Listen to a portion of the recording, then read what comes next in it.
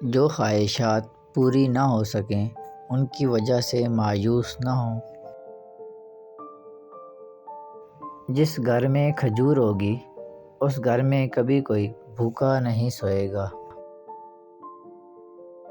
زوال سے بچنے اور عروج کو پانے کے لیے بہت زیادہ محنت اور صبر کی ضرورت ہوتی ہے۔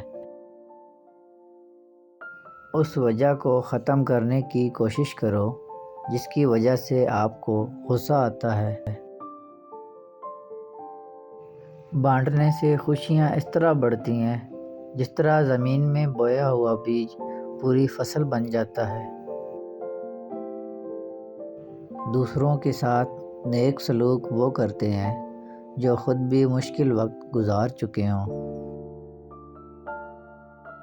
اپنے پلان کا پہلے سے اعلان نہ کریں کیونکہ اگر وہ کامیاب نہ ہوا تو لوگ آپ کا مذاق اڑائیں گے۔ مشورہ لینا بری بات نہیں مگر کسی کے مشورے پر غور و فکر کیے بغیر عمل کرنا بری بات ہے۔ شک ایک ایسی بیماری ہے جو انسان کا سکون ختم کر دیتی ہے۔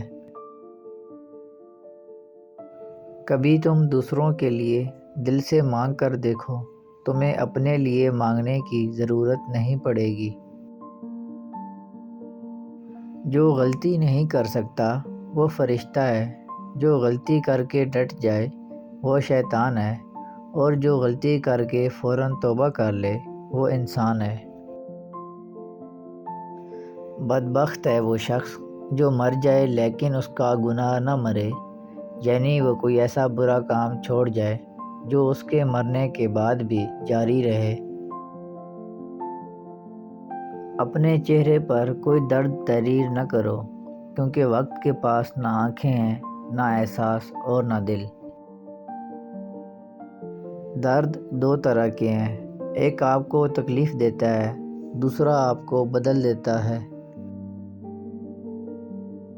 صدقات ضائع ہونے کی 3 صورتیں ہیں: 1 احسان جتانا، 2 دکھ دینا اور تیسرا ریاکاری۔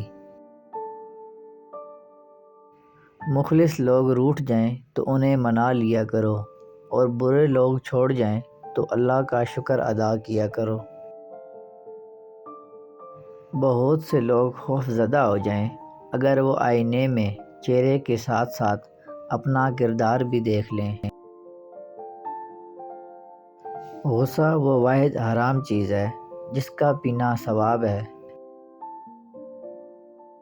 اس گھر میں برکت اور خوشیاں کبھی نہیں آ سکتیں جس گھر کی عورتوں کی بلند آوازیں گھر سے باہر جاتی ہوں۔